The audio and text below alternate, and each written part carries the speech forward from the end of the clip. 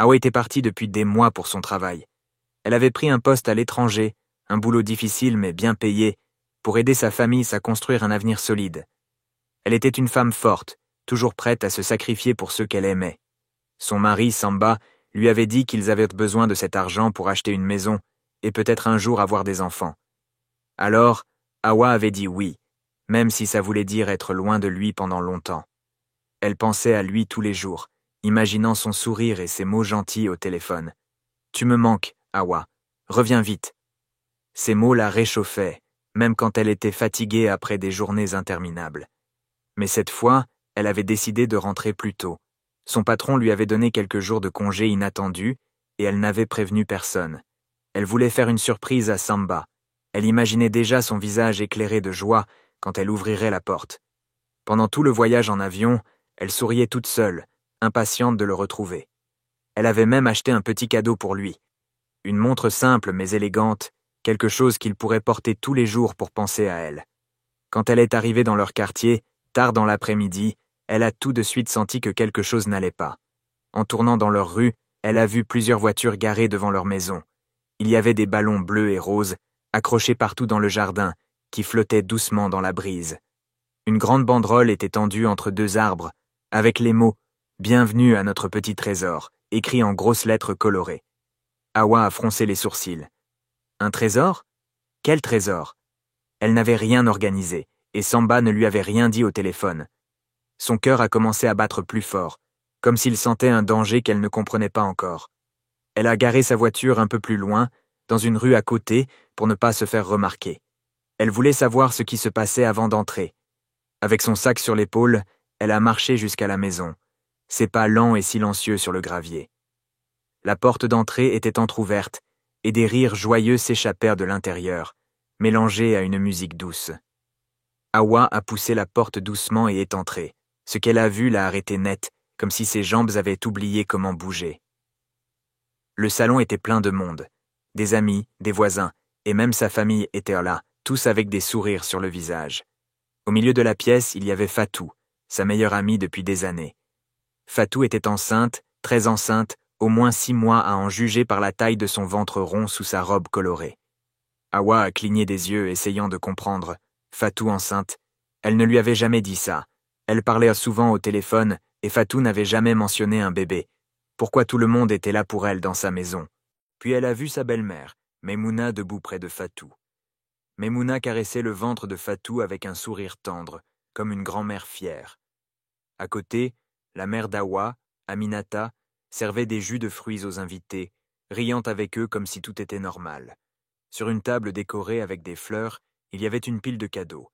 Des boîtes emballées dans du papier brillant avec des rubans partout. Awa a entendu tante Néné, la sœur de sa mère, demander d'une voix joyeuse « Alors la chambre du bébé est prête ?» Fatou a souri et a répondu « Presque.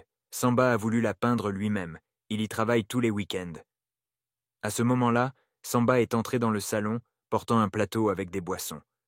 Il s'est approché de Fatou et l'a entouré de ses bras par derrière, posant ses mains sur son ventre comme un mari fier.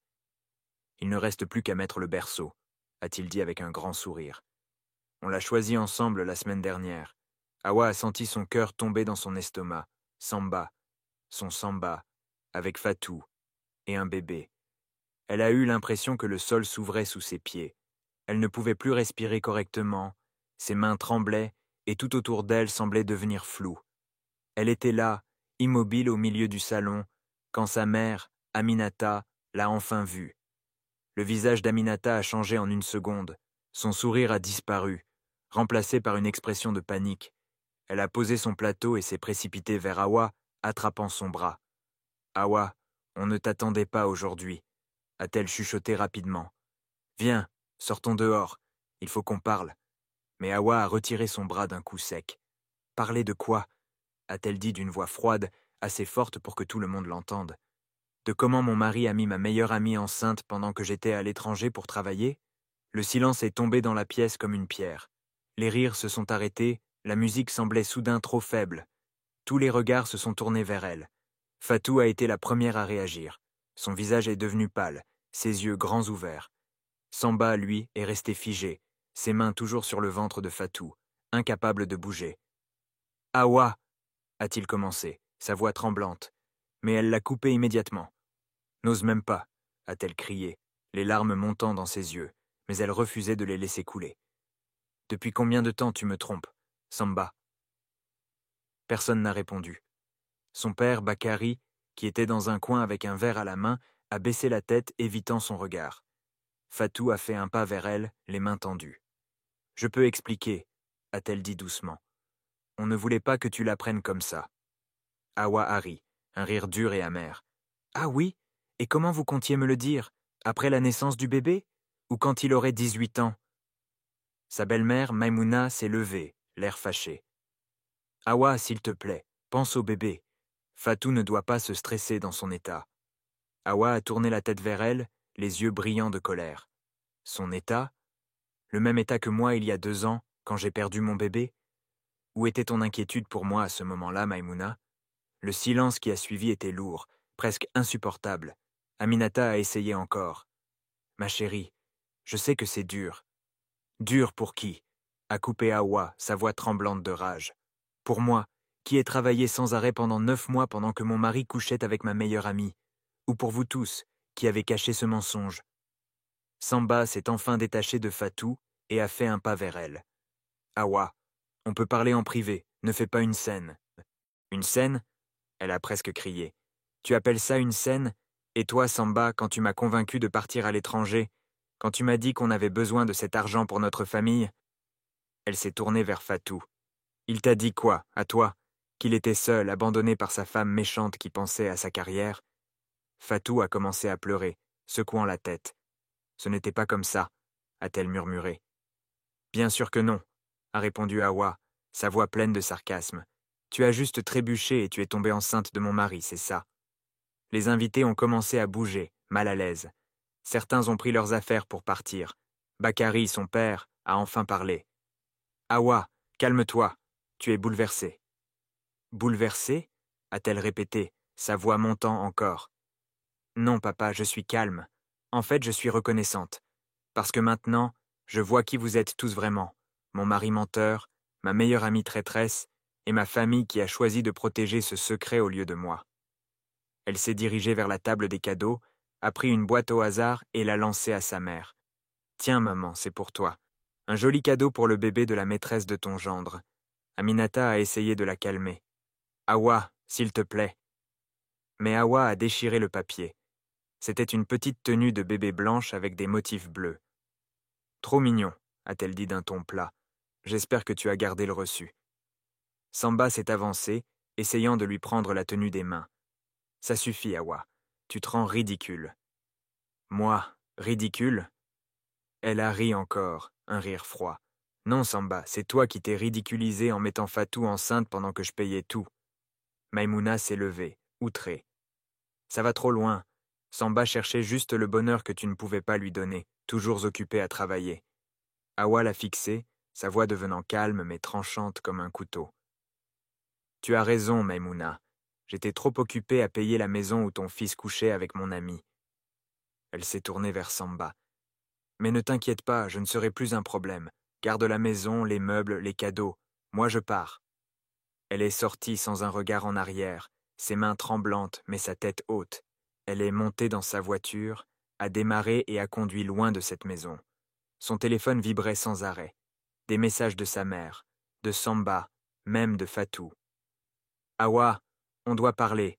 Ce n'était pas censé se passer comme ça. Elle a tout ignoré. Le lendemain, elle est allée voir un avocat.